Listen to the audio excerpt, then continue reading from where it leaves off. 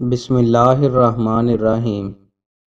رسول اللہ صلی اللہ علیہ وآلہ وسلم نے ارشاد فرمایا، جہنم کو لایا جائے گا، اس روز اس کی 70,000 لگامیں ہوں گی اور ہر لگام کے ساتھ 70,000 فرشتے ہوں گے جو اسے کھینچ رہے ہوں گے۔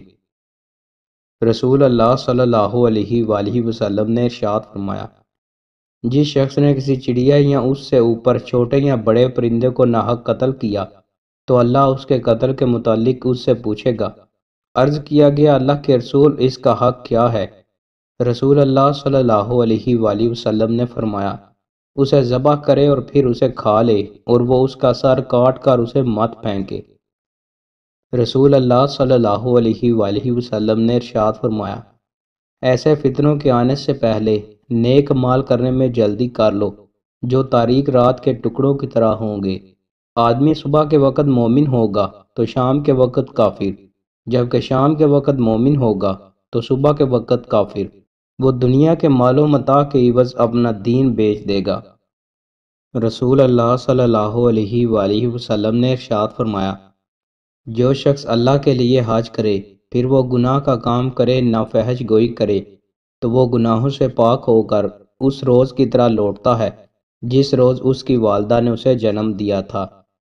رسول اللہ صلی اللہ علیہ وآلہ وسلم نے ارشاد فرمایا، جب تم کسی شخص کو مسجد میں خرید و فروخت کرتے ہوئے دیکھو تو تم کہو، اللہ تیری تجارت کو نفع مند نہ بنائے، اور جب تم کسی شخص کو اس میں گم شدہ جانور کا اعلان کرتے ہوئے دیکھو تو تم کہو، اللہ کرے وہ چیز تمہیں نہ ملے۔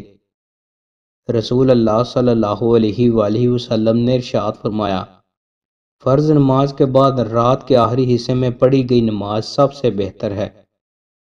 رسول اللہ صلی اللہ علیہ وآلہ وسلم نے ارشاد فرمایا، جو شخص کھانا کھا کر یہ دعا پڑھتا ہے، ہر قسم کی حمد اللہ کے لیے ہے جس نے مجھے یہ کھانا کھلایا اور میرے تصرف و قوت کے بغیر اسے مجھے عطا فرمایا، اس کے سابقہ گناہ معاف کر دیے جاتے ہیں۔